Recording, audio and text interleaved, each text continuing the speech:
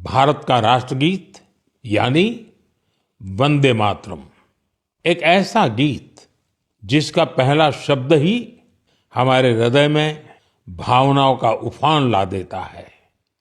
वंदे मातरम, इस एक शब्द में कितने ही भाव है, कितनी ऊर्जाएं हैं।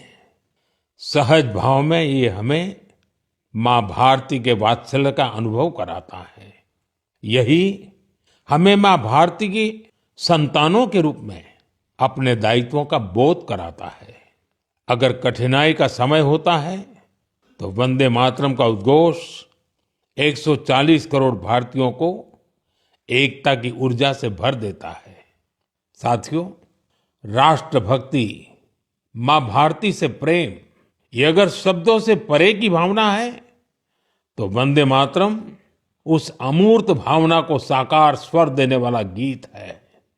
इसकी रचना बंकिम चंद्र चट्टोपाध्याय जी ने सदियों की गुलामी से शिथिल हो चुके भारत में नए प्राण फूंकने के लिए की थी। वंदे मातरम भले ही 19वीं शताब्दी में लिखा गया था, लेकिन इसकी भावना भारत की हजारों वर्ष पुरानी अमर चेतना से जुड़ी थी।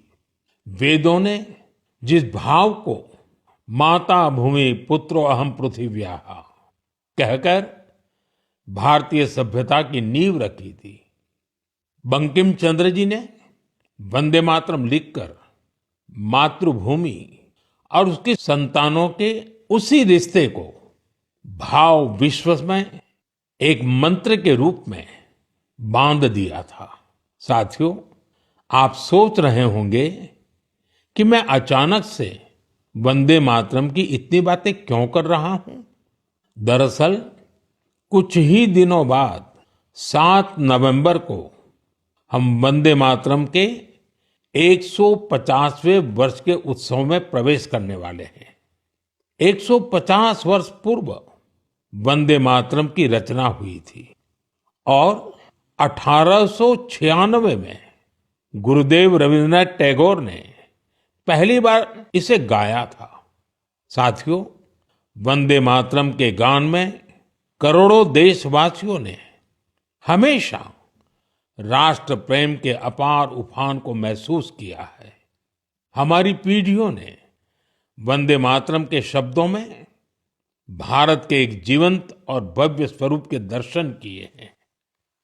सुजलाम सुफलाम मलयज शीतलाम शस्य श्यामलाम मातरम वंदे मातरम। हमें ऐसा ही भारत बनाना है। वंदे मातरम हमारे इन प्रयासों में हमेशा हमारी प्रेरणा बनेगा। इसलिए हमें वंदे मातरम के 150वें वर्ष को भी यादगार बनाना है। आने वाली पीढ़ी के लिए ये संस्कार सरिता को हमें आगे बढ़ाना है। आने वाले समय में वंदे मातरम से जुड़े कई कार्यक्रम होंगे, देश में कई आयोजन होंगे। मैं चाहूंगा हम सब देशवासी वंदे मातरम के गौरवगान के लिए स्वतः स्फूर्त भावना से भी प्रयास करें। आप मुझे अपने सुझाव #वंदे मातरम 150 के साथ जरूर भेजिए। #वंदे मातरम 150। मुझे आपके सुझावों का इंतजार रहेगा और हम सब इस अवसर को ऐतिहासिक बनाने के लिए काम करेंगे।